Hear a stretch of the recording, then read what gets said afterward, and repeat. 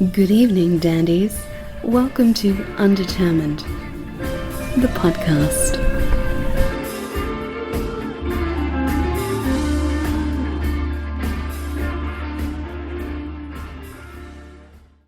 Welcome, you guys. Hi. Thanks for having us. Yeah. Good evening, everybody. We would like to welcome to the show Jason and Byron from Interstellar Overdrive. Yeah. My favorite Pink Floyd Experience band that I've ever seen.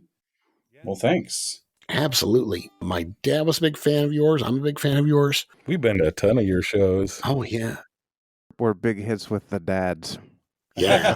Yeah. And the grandpas, too. And the grandpas, too, yeah. You know, it's funny. Like, my dad was like a really religious guy and a preacher for many years and everything. Got into Pink Floyd later in his life. And I took him to see your show. We went to, back then, probably 7-8 years ago, we went to every show that you had. Yeah. Then he passed away, but you guys also like incorporated his picture into the Wish You Were Here big, on the circle screen. Yeah. You guys did for that show. Awesome. Really touching. He would have liked that a lot. Oh, yeah. He would have loved that. Cool. But yeah. So you've got a show upcoming April 22nd. I'm looking forward to, man. Are you redoing the wall? That's right. Nice. Yeah. Or replicating the wall, or I don't know how you want to say it. We're doing the wall. Yeah. How would you say you'd say doing it?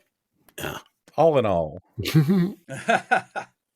It's you don't ever see, as far as I know, you don't ever see other Pink Floyd tribute acts, of which there are many, doing the wall the way we do it, which is the way that Pink Floyd themselves did it, because it's really, really, really hard. Yeah, no shit. I mean, that's kind of what I thought when I saw it. It's like, wow, this is like a deeply theatric performance and a lot of moving parts. Yeah, a lot of it is due to Jason, because like when Jason first joined the band, he was like, we should do the wall, like all of the wall. And I was like, no, we shouldn't. It's way too hard.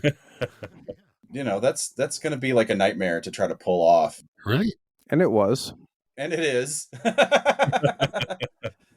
I mean, it's like people are always like, it sounds like such a corporate America thing to say it's a team effort, but it is a team effort. Like there's a ton of people. There's no way. I mean, yeah, John and I have gone to, like we've said, a bunch of your shows, and every time we're like, how the fuck are they doing all this? How much work did this have to take to make this happen? It's really impressive. Thank you. I'll be honest with you. It's the professionalism amongst every musician in Interstellar Overdrive makes it so much easier than it should be. Honestly, I don't know. You can edit this out. Byron can tell you to edit this out, but we'll be doing this wall show with 2 practices. Jesus. Maybe 3. Maybe. There might be 3. If we're really lucky. Although not with Jason on the 3rd one, because he's going to be out of town. Right. And then we do have a very long sound check and hit what we need to hit in sound check. But by and large, I mean, it's the level of actual time we spend in the rehearsal studio putting it together at this point is very minimal, because everybody does their homework at home and comes in prepared. And you guys have been doing this for a while now, too. Yeah. Well, we missed our 10-year anniversary show during COVID. Right. That fucking sucks. Yeah. And then it's like, what do you like? Hey, it's our 11-year anniversary. No one cares about 11 years. Right. It's like, oh. No, I get it. I was totally just bitching to John today that I'm like, man, my fucking 50th birthday, nothing. I'm sitting at home. Yeah. Came and went. That is sad. Yeah. Yeah, that's a big one. I wanted to have a big shindig. Yeah. I just turned 45, so. Well, happy birthday. Yeah, thank you. On the 26th of March. I used to have a big birthday party show every year, of which Jason and his band Don't Mind Dying played several times. Yeah. The first Don't Mind Dying show I played, actually, right before I joined the band, was at a Byron birthday party. No kidding. Oh, wow. Yep. Well, I did not know that. Yep. But yeah, back to the show. We it's like it makes it both easier and harder because we have a bunch of guests that come and sing, basically a lot of the Roger songs, because probably 80% of the songs on the wall are songs that Roger sings, Roger Waters. Right. Yeah. Yeah. And that would be a lot on the shoulders of our Roger, who is the awesome Dan Buckley, who plays bass and sings. It was Jeff Mueller. I'm sure that you guys have seen Jeff Mueller do it with us, but he left the band to pursue, they moved to New York, and he started building upright basses. With his wife, Ruth, who was still in the band, she would come back from New York to do shows. And that's kind of like Jason was talking about, the professionalism and the dedication. That's like a good example. We've always, it seems like we've always had people who were located not in Columbia that would come back like long distances, like from Minneapolis and Colorado and St. Louis, just to do the show. Well, we still do, obviously. That's a testament, really. It absolutely is. Yeah. I mean, it is not about making money. Yeah. No, I can't imagine. Just how much do you spend on the set? Jesus. Yeah. Yeah. And the flight alone. Yeah. We've had some shows where we're sweating it out backstage before the show, waiting for the place to fill up in hopes that we're going to make our production nut. Yeah. Just because there is an investment in that. Yeah. For sure. Yeah, I mean, we have to rent a bunch of stuff. There's, stage decks and truss, and then we have a crew. We have our lighting director, Jeff Cobb, who is like a Pink Floyd historian in his own right. And our video guy, Paul, who personally creates all these amazing videos, that are either shown on the screen or on the wall during the concert. Uh-huh. And there's usually a guitar tech. And for the wall, we have people that we hire just to build the wall during the show. Yeah. I mean, I guess that job sucks because no one's ever done it twice. But anyway, I feel like you guys asked a question and I've rambled way off the question. So That's how it goes here. Yeah. I wouldn't sweat it too much. No. But yeah, you have to stretch your fingers out, I guess, into the community and everything else. You've had one of the things I find really impressive is the children's choir that joins you on stage. Boy, those kids must have felt like rock stars for a night. Right. Yeah. To be up there doing that part and everything else. How did you get your feelers out for that? So, the show that we do is basically a tribute to the version of the wall that Pink Floyd themselves did in 79, 80 or 81, 82. I can't remember exactly what the year, but they only did 10 live concerts of the wall because it was so difficult. Yeah. But a lot of the stuff that we do was influenced by Roger's tour of the wall that he did in the 2000s. Oh, okay. Jason in particular is a huge fan of that version.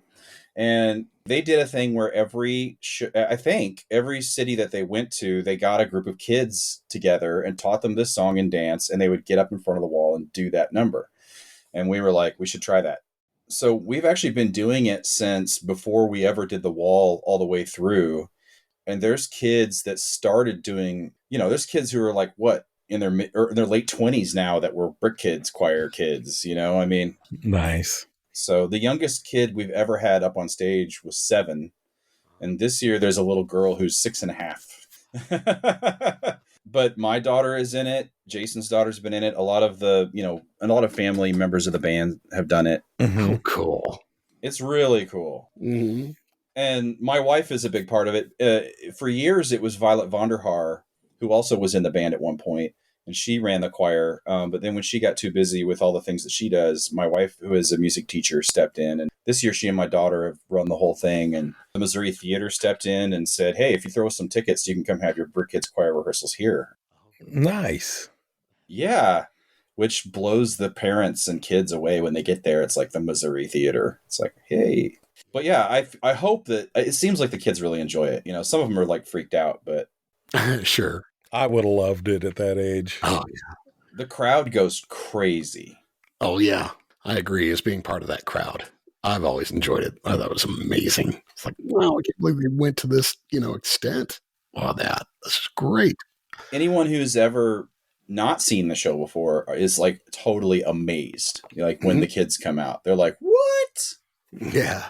Having actually seen the show from the audience before I joined the band, that was one of the most impressive things to me, and how well the kids how well they perform. I couldn't have done it at that age. I don't think. I think I would have frozen like a rock on the stage.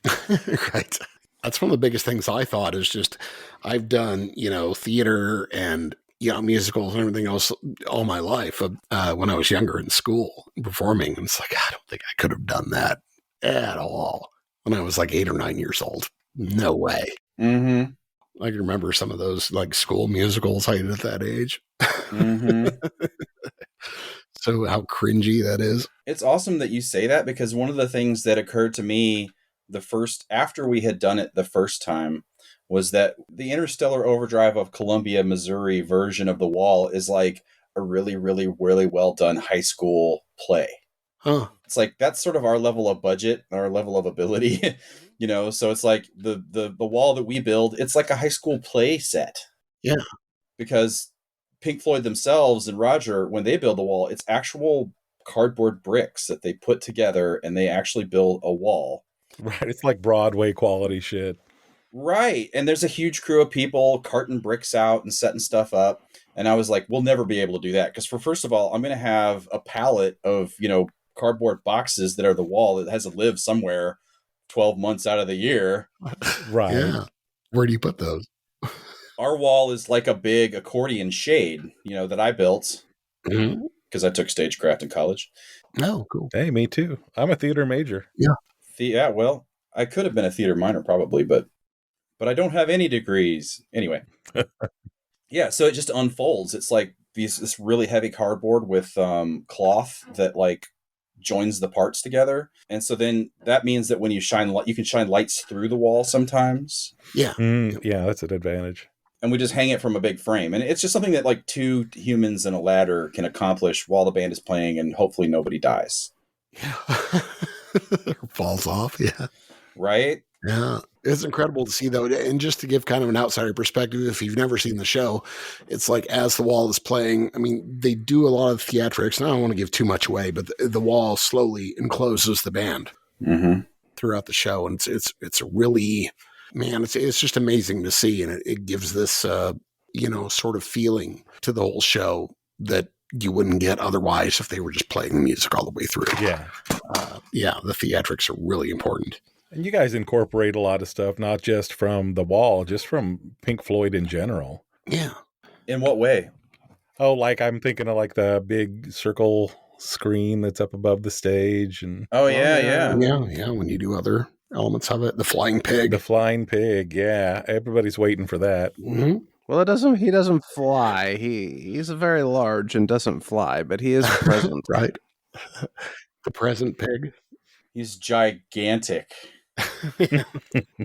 Actually, in the Blue Note sent me the advance email, and they always have like this big list of questions, and one of them was, "Can we ride the pig?"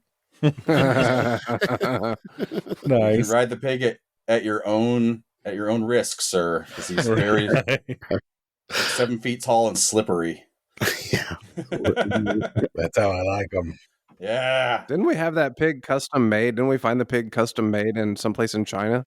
Yep, we found a factory. Yeah, we found a factory that makes inflatables, and we sent them pictures of what we wanted. That's awesome. I wondered where that came from. Yeah, I did too. It is handmade and embarrassingly expensive, but we call him Billy Bacon. Nice. Nice. Oh, the screen. Yeah, Pink Floyd calls their giant screen Mr. Screen. Oh, that's right. Yeah. Just for Pink Floyd nerds listening. I did not know that. The interesting footnote, the very first show that Interstellar did, we did not have that screen. Like, we didn't get it till our second show. But yeah, it's always, whenever we book shows out of town, like what's going to happen with the screen is always like a real thing. Oh. You know what I mean? They're like, okay, we have a 12-foot screen. Where can we hang it? Yeah. And like, the people start to freak out. Like, how heavy is it? Right. How do you guys set that up? It's like, it's just a big round frame that we put together, and we stretch this screen material over it. Yeah. It also acts like a giant sail for outside shows. Oh my gosh. Oh, Jesus. Yeah, I never even thought of that. Yeah. Wow. Mm-hmm. If the wind's blowing the wrong way, you guys are screwed. The pig may not fly. But the screen The may. screen might. But you were talking about details. Like, it is really important to us to have it be like the way that we We don't necessarily set up the stage layout like Pink Floyd did in the 70s, because they always had the drums like up front and in the middle. Oh, yeah. Which is sort of not a really good way to set things up for sound. So our stage layout isn't necessarily just like Pink Floyd, but like the way the lights are set up, like I referred to Jeff Cobb, he knows everything about the Pink Floyd light show. And I honestly thought he was full of shit for years until I saw some bootleg video and a bunch of photos from like, you know, the 70s Pink Floyd light shows. And he really does. Like, if you come see Interstellar Overdrive, you are seeing the light show that they did in the 70s, you know? Wow. Yeah. Because they always had 2 racks of 24 light cans on either side of the screen, Okay. and then 2 more on the left and right hand side of the stage. And since we're smaller, we do 2 racks of 12 in the back and 2 racks of 12 on the sides. Uh-huh. And it's all just red, green, and blue. Oh, so you're using like traditional. You're not even using like LEDs and shit. Now they are. Okay. They're LEDs now, but the color scheme's the same. Right. Yeah. There's no pink, you know, there's no purple. It's like you get red and blue together, you know, because it's like he is reproducing exactly the Pink Floyd light show, you know, and we have lasers and Wow.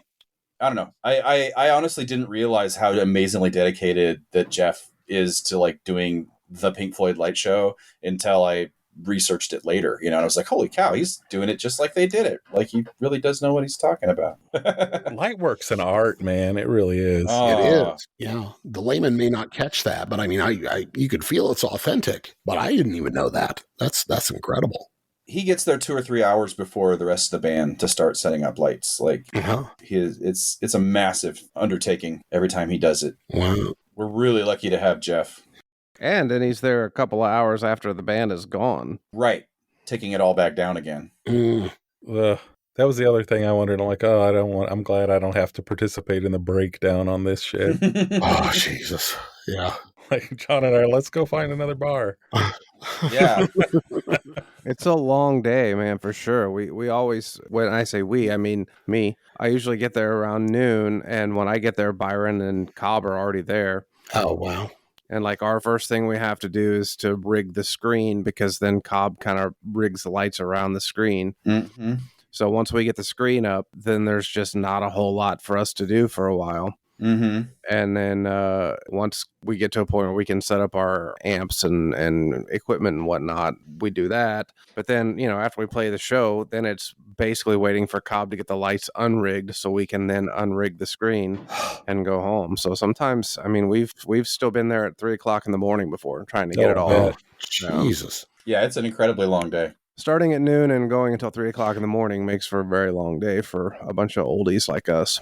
Yeah. It probably gets harder every year. It does. I think we get better at it every year, though, too. I mean, it's like, well, we were out of practice, you know, because of COVID. We didn't do the show for how long? 2 years? Year and a half. A year and a half. We didn't do the show. And so then when we came back this last October, it was like, how do we do this again? Yeah. We've gotten out of practice. But yeah, you know, everybody's super dedicated to like their particular role. You know, we're not like Pink Floyd impersonators. Like, nobody wears a wig. Right. We're sort of like impersonating the record, really. And I suppose early on we started off just being as close to the recorded versions as possible. And as we've done it for so long now, some songs we always do like a beloved live version or something like that for us, like Echoes. We don't do the record version of Echoes. It's more like a hybrid of a couple different awesome live versions put together. Oh. What's been the most challenging part of the musicality? I mean, not the stage show, but learning all the different tones, learning all the different, you know, segues, learning all those things. Making your fingers do things that most people can't do. Yeah, I'm David Gilmour today. Yeah. Well, I'm really lucky because I've got Jason, and there's things that come super naturally to me as a guitarist, and there's things that do not. And so anything that's too hard, I just say, Jason, you should play that. Yeah, but in fairness with that, there are only a handful of times during a show that I'm carrying the band. You know, that my part on the guitar, or God forbid vocals, is actually carrying the band. And Byron has such a huge load of that. So Yeah. if there is something that Byron would have to put a whole bunch of time in to learn that he passes off to me, it's easier for me because I don't have to learn how to sing all the songs or to carry the lion's share of the guitar parts of those songs. My goal, what I have tried to do from the first time that I practice with this band is to try to listen for things that, to complement what Byron's doing, things that are on the recordings but are not the main guitar part or the main riff, so to speak, but those little subtle things that you may not even necessarily know that you hear when you hear them. And that stuff's really important too. It is. And, Jason's being self-deprecating as usual, but, a great example is there is this beautiful acoustic guitar part at the end of Is There Anybody Out There? Yeah. And it's just not within my ability to play it well because I suck at anything that's like arpeggio, picking out, I'm kind of like a hack and slash guitarist. Like when I first started doing the Pink Floyd thing, I kind of had to relearn how to play guitar a little bit because compared to like Jimi Hendrix, David Gilmour's like classical music. Yeah. It's sort of like super precise, Yeah. And Jason is just like, there's very little that he cannot do well on the guitar, so, I mean, he's right. It does give me like, there's a breather where it's like, hey, Jason's going to take this. I'm going to go set up for the next song, that kind of thing. But there's a lot of, on the shows when we do a lot of the newer stuff, Jason takes more of the solos and, he just does it so well. So I'm super lucky because it just takes enough of the pressure off of me that I don't have to, I'm not super stressed out about it. That's the nice thing about The Wall, though. Most of the songs are sung by Roger, which means for us, they're sung by guests. David only sings lead on like 4 or 5 songs. Oh, that's true. And so a lot of it's just playing guitar. Yeah. And giving like a really dirty look at the stage crew as they set something up wrong. That doesn't go there. That doesn't go there. Do you have any songs that like stress you out more than others? For sure. Let me think which ones. Any for you, Jason? For me, it's things that are very heavily effect driven. I'm terrible with song titles, but Don't Leave Me Now. Yeah. Don't Leave Me Now. That one's hard. There's these delay repeats that have to be in time. Oh, yeah. Fortunately, our keyboard player, Mike Kivett, is kind of like a metronome. Also, there's no drums on that song because Johnny's a metronome too, but there's no drums on that. So I can look across the stage and Kivett kind of keeps me in time with him. And so once we lock in, once I know that we're synced in and we're locked up with our effects, we're good. But it's always a little bit intense getting to that. Right. Yeah, I bet.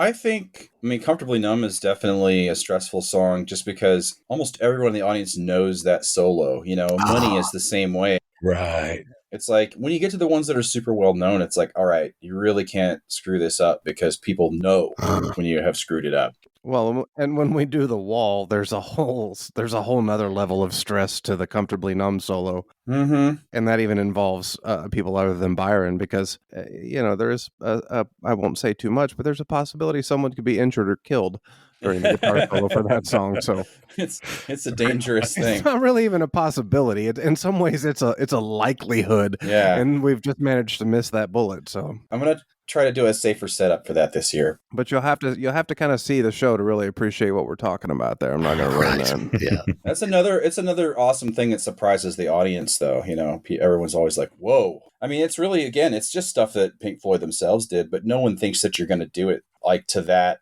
degree. Because you shouldn't. I think that's the bottom line, because you shouldn't do it.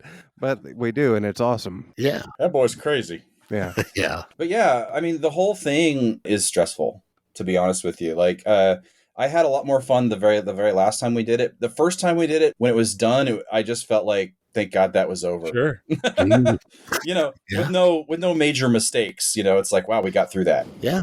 Well, the first time we did it, we just didn't even know if it was going to work. It was impossible to actually, well, not impossible, but with our means, it was impossible to actually do a full run through of the whole show actually as it was going to go. So yeah, we didn't know if it was going to work or not. Are we going to just crash and burn on this and have to stop mid-show and come up with something else? And fortunately, it went off very well. Yeah. Right. Team effort. Absolutely. Well, I mean, I guess we even went over that this week with trying to line up, we can edit this out if we have to. But you guys sent us a message. You're like, we can't get together with the females for the. Oh, yeah. That's a tiny snippet. Yeah, just a tiny snippet of what you go through. I sent a message to the wrong Interstellar Overdrive thread about, okay, if everyone can't get together on this day, then it's not worth us all getting together. Right. And that is like wrangling the horses for this band to rehearse is like turning a battleship every time. Yeah, that's a good way to put it. It's like turning two battleships in concentric circles or something, because it's tough. It's a lot of parts. Yeah.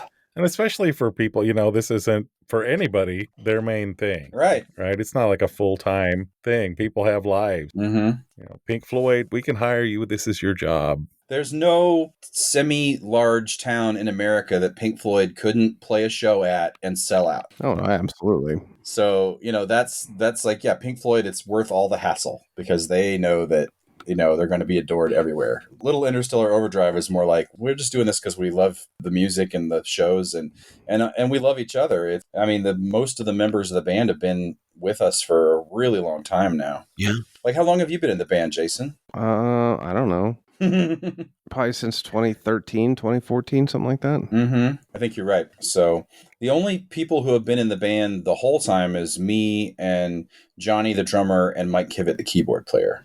Oh, and Ruth. Ruth's been in the band the whole time. Ruth Acuff. Right on. Yeah. And she's a backup singer, but she's also like the best acoustic guitar player in the band. So Nice. Cool. She plays the acoustic rhythm guitar on Dogs because she's the best at it. Yeah, she's ridiculously talented. Yeah. And she brought in, her sister Mary is one of the backup singers, and she also helped bring in Allie Stamsher, Allie O'Neill now.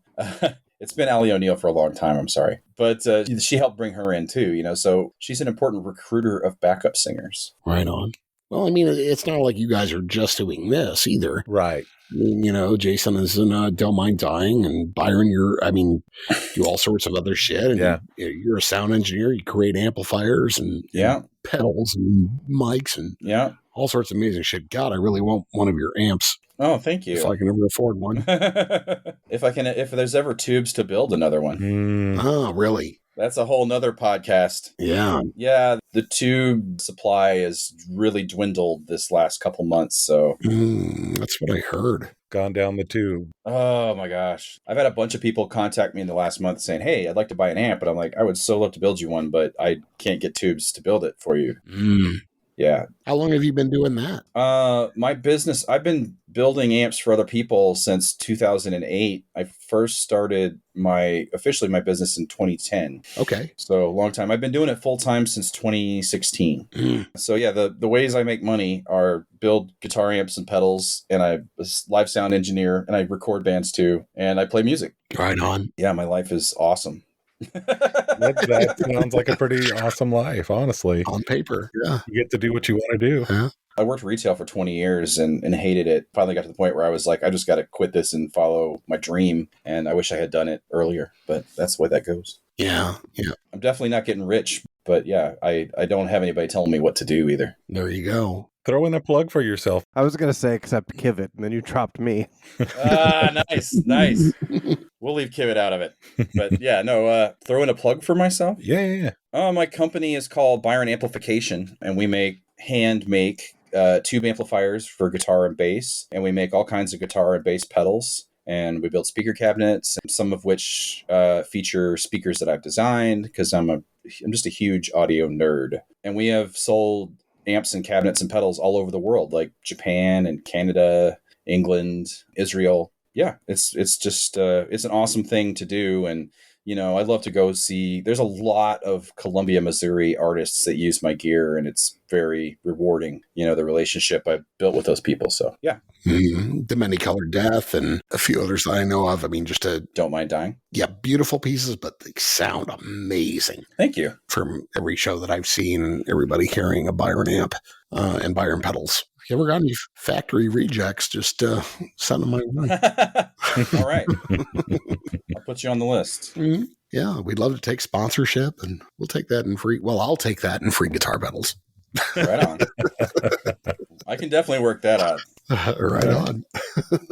Yeah, I'll announce it every week. Sweet. So anything like with the limitations you've had from the pandemic or anything, are they going to, you afraid they're going to affect this go around?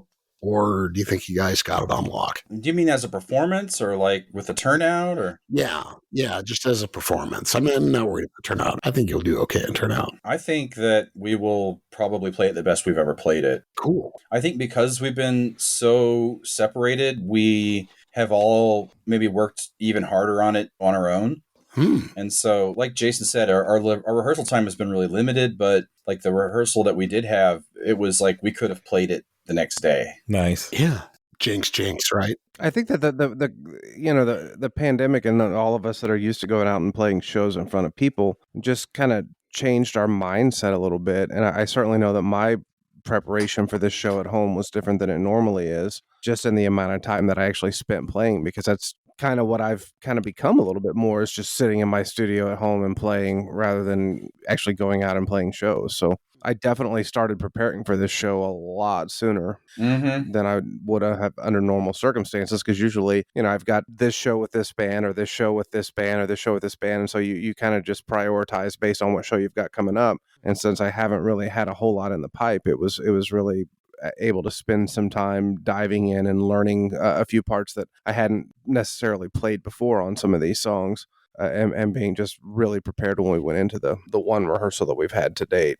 Jason is always super prepared, though. Jason is a preparer. He doesn't wing it. I don't wing it. I mean, I do like to get in and be prepared. But even at that being said, until you really know what everybody else in the band is going to be doing, sometimes you'll have to prepare 2 or 3 different parts for a certain part of the song until you really know what's going to fit that song, or what that song really needs in that moment the most.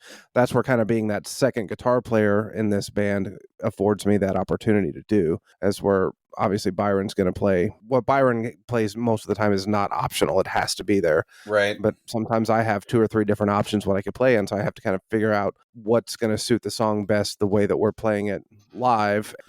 And so I may have to come in with 2 or 3 different parts prepared and just kind of figure that out in practice. Oh, I see. He's amazing. He's the garbage man. Right on. The hardest thing of doing shows like this, I think, for me, is that there's a lot of lyrics to know, but you have to know all these solos. It's not like, you have to play the solos pretty much the way that they were originally played. Right. And that's a lot to keep track of. Mm-hmm. And I don't think that I'm necessarily the best guitarist in the world at doing that, but I've definitely learned like how to play like David Gilmour. So, one of the things that I love about our band is that this band, the level of musician that they can improvise and kind of disintegrate a little bit, the way that Pink Floyd themselves did. And so we have those moments in the show, not necessarily in The Wall, which is highly scripted, but there are moments during some of those Pink Floyd songs where it's just a big jam, Right. I guess that there will be some moments like that in this show too. And this band jams like Pink Floyd so well, and it's super fun. And in some ways, we sort of find our comfort zone. The last show that we did all of Animals. And the big long solo that's at the end of Sheep, I was just feeling it, and the band was really rocking. That was probably like the 3rd or 4th song of the night, and I just kept going. Mm-hmm. And Kivit and Dan, the bass player, both looked at me and kind of gave me that look like, all right, like we're going to run with this for a little bit. Yeah. So we just took it for a while, and I feel like we all just sort of relaxed after that. It's like we reminded ourselves that we can play this way and we can roll with any changes, Yeah. I think that's one of the things that's special about the band is that, I don't know, we're just good at playing like Pink Floyd, not necessarily, note for note for every single second, because there's times when Pink Floyd themselves were like, all right, and this is where we just go somewhere. Right. That's what makes it so magical, I think. I think that's one of the things that's so appealing about Pink Floyd, and that you don't, obviously, now, but I think there are times when they were recording some of these songs that we love so much that they probably didn't know where they were going Right. in the studio as the tape was rolling. Yeah. Mm-hmm. So it's kind of an opportunity to remember that you can trust yourselves. Yeah. I like to approach a lot of the things like I get to take a solo at the end of Brick 2, which is not on the original recording, and I kind of approach that because there's not a template that I have to follow. There are not notes that the crowd is looking for, but I like to try to approach that as how would I have played this solo had I been in Pink Floyd in 1979. That's a fun way to do it. Yeah.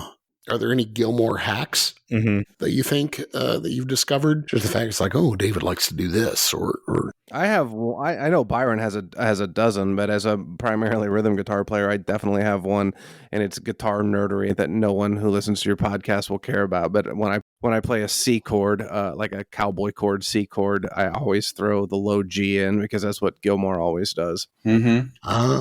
Exactly. Interesting. good to know. I think that's a British thing because Keith Richards does that too. Huh. It's only proper. It's got a G in the bass, and that's what you're supposed Right. to do, and you must do That's that. the way. That's right. That's the way the boys in Radiohead do it too, love. Exactly. Yeah. Maybe that's something new to incorporate is accents. Oh, maybe.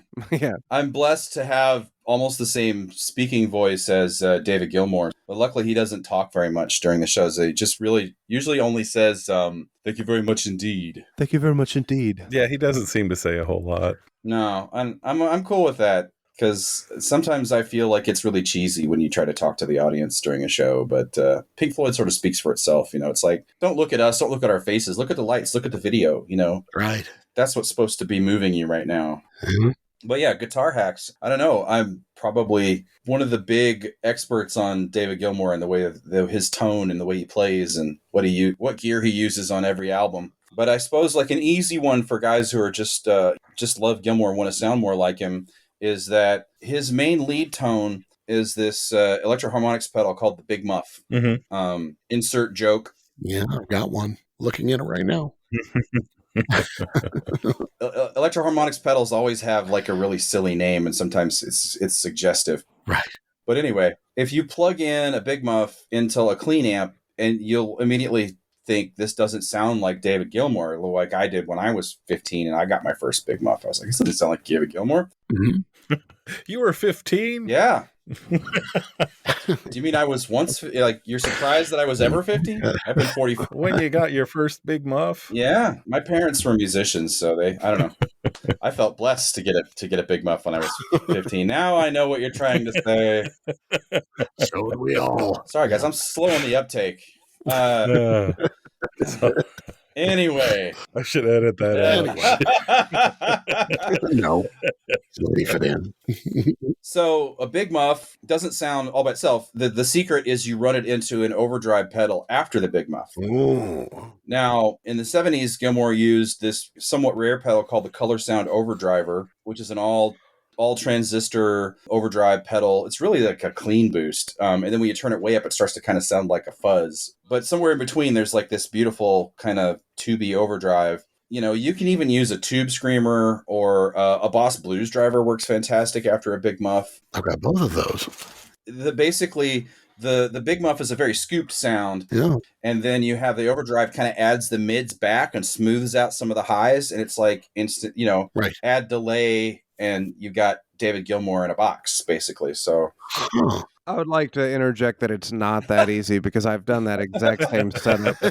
And Byron is a master of that. Yeah. I have the Byron amplification version of the Big Muff pedal called the Green Concussion. Mhm. And I can set it up exactly as Byron has described, and I can do nothing but doom metal. I cannot make it happen in the Gilmour sense at all. So Yeah, that's what I'm looking at. I'm looking at the blues driver. I'm looking at the Big Muff I have right near my living room, and I'm like thinking of Monty Python. That's easy. it's just not, though. It's just not. I'm forever amazed at Byron's ability to get that tone. thanks. Yeah. When you hear Byron play the lead on Comfortably Numb, I mean it's that sound, and I could learn to play the notes, but I just can't get that sound. I can't make it work. Well, thanks, Jason. I don't know. I've been doing it for a long time, and I mean, I'm kind of like totally obsessed with guitar sounds. Yeah. I was talking to another guitarist recently who was like, I just feel like it's such a pain to have to like try to work out all the different sounds for like one of these tribute things. I prefer to just have 2 or 3 kind of bass sounds. Mm. And I was like, man, I feel like I'm playing it better. And I do play it better when I have the sound exactly right. Like it's like really inspiring. Yeah. Like that little 6-year-old kid inside is like, you're doing it just like he does it. Yeah. Right. Yeah. You ever and this may be weird, but if you ever have like a record playing just slightly too slow, Mm-hmm. it all feels off. And I would imagine it's kind of the same thing Mm-hmm. with the tone. If it's not exactly right, it's just like, I know I'm technically right, but it just feels weird. Yeah, and you got to have that right amount of sustain and that right amount of, I don't know, it's just like, it just sort of flows out of the amplifier when everything's dialed in to, like, at least to my satisfaction, that it's sounding accurate. And I know that our keyboard player is the same way. He might be the best keyboard player in Mid-Missouri. He's definitely one of the very best, but he is the best for sure at coming up with like exactly the right sound for a song. And it's just so inspiring. Like that opening part to Echoes that's got that piano through the Leslie sound. Right. He's got that nailed. You know, when he first hits that first note, the audience just loses it. Ooh, giving me chills. It is. We as a group, I think, have kind of figured out that like the more you can try to emulate the actual sounds of the records, the more it connects with everyone. Right. I have to say, though, just to add to the guitar nerdery here, though, Byron, one thing that has always impressed me is in knowing how you feel about this. Your rig changes every show. Basically, my rig from the first Interstellar show that I've played has been basically the same. It's my Byron amp with the Byron amps clone drive clone in front of it, and that's the basis of every sound that I make. And you've used different amps, you've used different primary drive pedals as your used to use that Seymour Duncan pedal all the time, and I haven't seen that in forever. And so you said something about how, people just want, a couple of sounds. That's basically me. But you have all these different sounds, and just your ability to know how to get in there and get them with the different equipment that you have has always been amazing to me. Thank you. I like the challenge of using different things. So it makes it fresh. We have done this show. Well, we've been doing the Pink Floyd shows for like 11 or 12 years now. And so I think if I had used the same rig every single show, it would be a little stale. So it's like, I like trying to pull the Gilmour tones out of like amps and pedals that he never used. Like in our last practice, I was using my Brian May guitar, which can do a pretty good David Gilmour, maybe a little too smooth. We're deep in the weeds on the guitar nerdery at this point, but No, yeah, I dig it. Do you ever, when you're deep into the Pink Floyd stuff, practice getting familiar with it again? If you're trying to write or create something of your own, do you find that creeping in? Absolutely not. Yeah. Yeah, because it's like I am so like eyeballs deep in Pink Floyd, 12 months out of the year. Like I never listen to Pink Floyd unless I'm preparing for one of the shows now. Like that's one of the downsides of doing this is that I don't want to hear it. Yeah. Right. Yeah. No, yeah. So if I were to be like writing something, I mean, when I was younger, I wrote a lot of stuff that was sort of an homage to Pink Floyd. But now that I'm older, it's like I really just want to find out what my own thing is. You know what I mean? And not lean very heavily on my influences like I did when I was younger. Yeah. Jason might feel the same way about that. Oh, I don't know. There's definitely some Pink Floyd in some of the Don't Mind Dying recordings. It's subtle. You might not be able to. It'd be one of those things where you might not hear, but if I'm like, oh, that's a Gilmour lick right there, you might hear it now. It's just that it's played over an Afro-Cuban beat, Right on. and BC's wailing about, and so it doesn't feel Pink Floydish, but it's definitely a Gilmour lick. Yeah. Right. Sometimes you don't realize you've done it until after the fact. Sure. And someone points out, oh, that sounds like so-and-so. Oh, yeah, I guess it kind of does. Yeah. I mean, if I definitely, I don't know, if I felt like it was the right thing to do for a song, I would probably definitely, let's throw some Gilmour. It's kind of like some guys are like, let's get all Stevie Ray Vaughan on this part. It's like, yeah, sometimes that's what's necessary. Yeah. It's nice to have that in your toolbox, I suppose. For sure. And I'm always surprised at how many people or how many musicians we talk to. And one of our kind of go-to questions at the end of a podcast is like, what's turning you on lately? What are you listening to? And they're like, oh, I don't listen to music, as musicians, because they're just like, I play music all the time. I can't, I don't have time to really dig in. And that's interesting to me. That's fascinating. But is there anybody, just to come full circle on that question, is there anybody that's turning you on lately or anything you're listening to that is getting you going? Jason? Misery Index is always in my constant rotation. Misery Index, Wind Hand. I've been listening to a lot of 40 Watt Sun lately. 40 Watt Sun has a newer album that's super mellow, but I dig it. Those are pretty much my three go-to at the moment. Yeah. I'm very much one of the people that doesn't listen to music much. When I drive, I don't have the radio on. That's just bizarre to me. I know. I really like the quiet. And I almost always have some kind of music in my head that I'd rather listen to. I mean, I know that's weird, but No, I totally agree with that. I've always told people that if you could ask me any moment in my life that I'm awake, hey, what's a song in your head? And I'll have a song in my head and I can tell you what Yeah. that song in my head is. Mm-hmm. There's never a time that I don't. Right now it's Oye Como Va by Santana. Oh, yeah. That'll get in there. Which, because whenever I talk about Gilmour, I feel like Gilmour and Santana have a really kind of kindred spirit, melodic approach to the guitar. Yeah. Huh.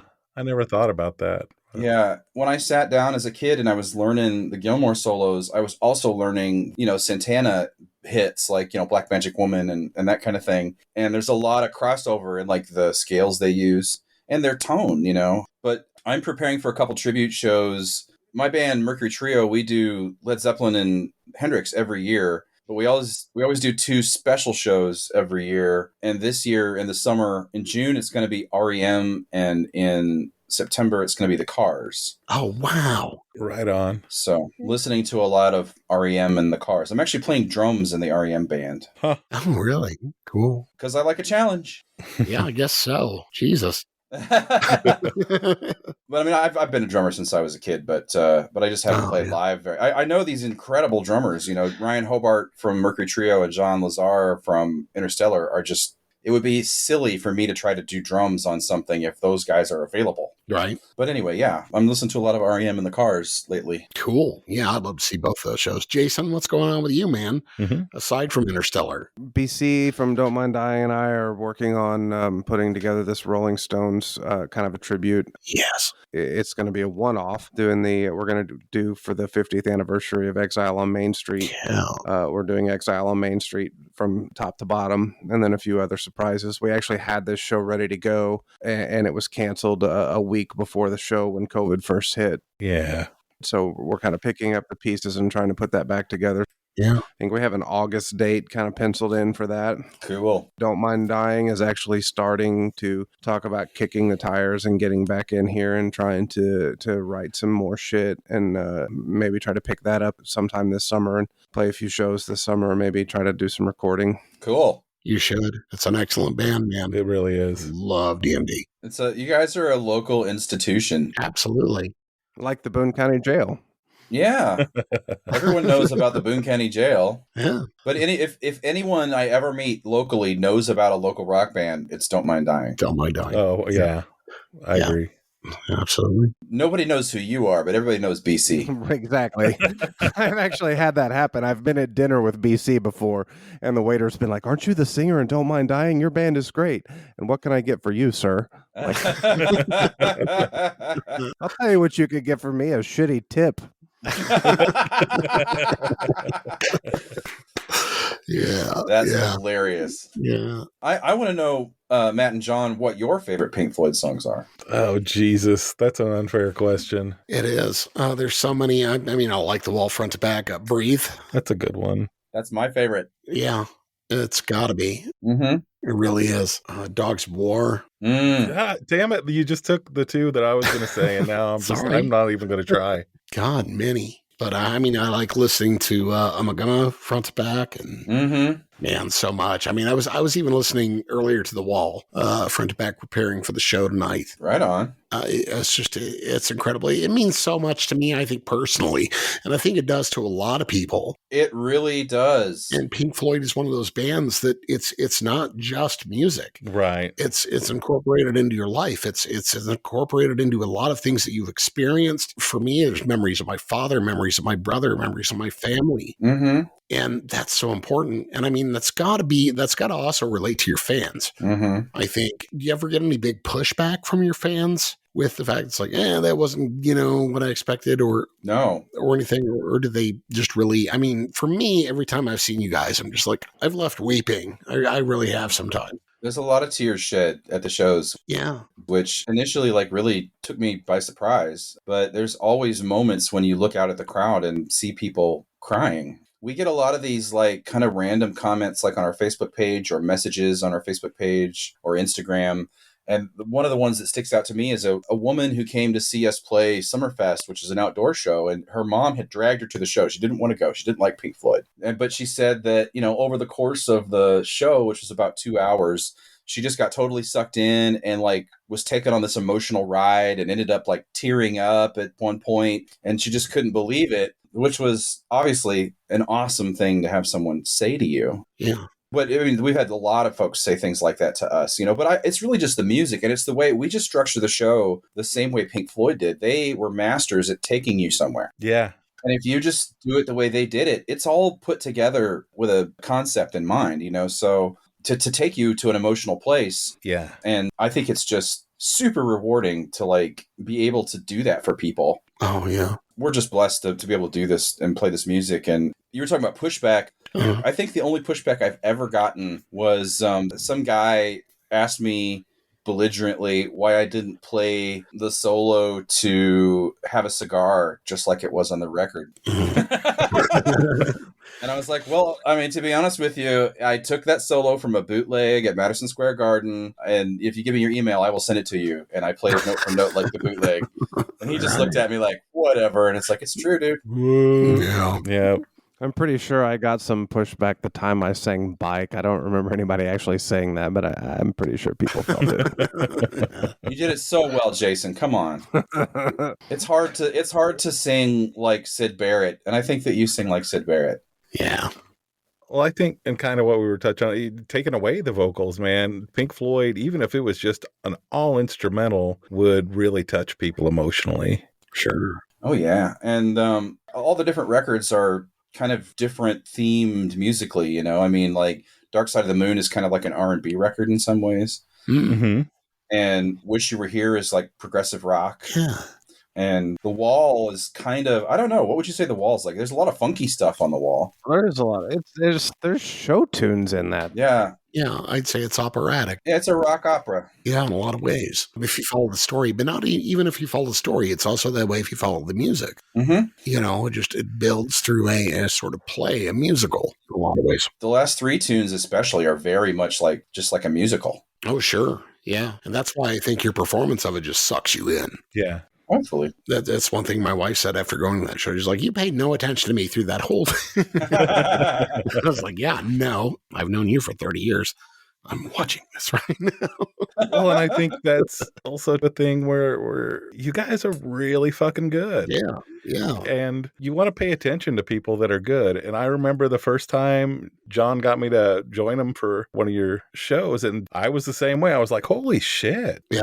Because you have like a certain in the back of your head, okay, it's a cover band. Right. So you don't get your hopes up too high. Mm-hmm. I can speak to that. I could speak to that as someone who saw this show, a big Pink Floyd fan, knew everyone in the band, loved everyone in the band, had the greatest respect for everybody in the band. Mm-hmm. The first time I saw Interstellar Overdrive, I went into it with the mindset of how great can this really be? I mean, Right. this isn't going to be that great. Mm-hmm. I hope it's not terrible. Exactly. Just because it's such a undertaking to perform this music, and I left that show I had a Don't Mind Dying show that night, and I had to leave. I basically stayed way longer than I was supposed to and walked out of the Blue Note down to the bridge and onto stage to play my set because I just couldn't get enough and was so blown away. Yeah. When Jason told me that too, I feel like it's the highest compliment I've ever received for the show. And so when our original second guitarist, Justin Odom, moved to Nashville for his country rock band, Jason was the obvious choice to replace him. And he's, I feel like that was a really smart decision on my part because he's become a co-leader of the band. Yeah. Jason is always thinking of ways that we could do it better and bigger and,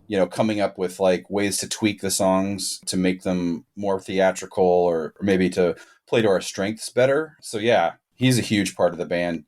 And kind of going along that thread, one of the most amazing things about being in this band is that almost everyone in this band is a band leader themselves. Yeah. There's me and Jason and Dan and Ruth and Kivit have all led our own bands at different times, and so it's like I don't necessarily have to like whip people into shape to like delegate things to them because they are used to having to do all the heavy lifting in their own bands anyway. So it makes it so much easier when you have this like group of like-minded people who are also willing to step aside and say, all right, we're going to follow your vision on this and just let us know what we need to do.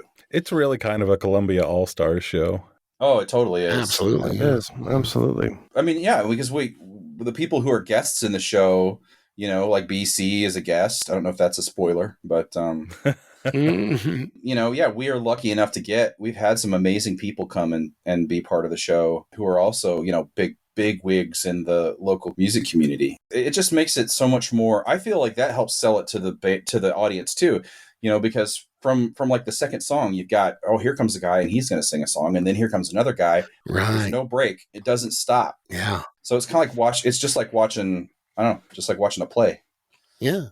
Special guest after special guest. Right. Just keeps coming up. Yeah. Mm-hmm. Yeah, it's great. We are so lucky to have those people like put that kind of work in. Yeah. And I am so excited. I can't wait. It's coming up soon, guys. Yeah. April 22nd. April 22nd. You feel ready? Feel ready to go? I could play it tomorrow. Yeah, we'll be ready after tomorrow. All right. Yeah. Just round everybody up. We're just going to put it on the podcast. Okay. Jam out of practice. That'll be fun. Yeah, let's just fucking do it right now. Do you guys have 36 inputs? No. Not it. You have to rent out a board for all those. Yeah. Fortunately, the Blue Note can handle it. Honestly, like Dylan McCord, he's the sound guy at the Blue Note, and he's done the show for us many, many times. And as a sound engineer, I would much rather have Dylan mix it than have to mix it myself. Yeah. Because it's a huge amount of stuff to juggle, and he just does it no problem. Oh, I'd be a wreck. Yeah.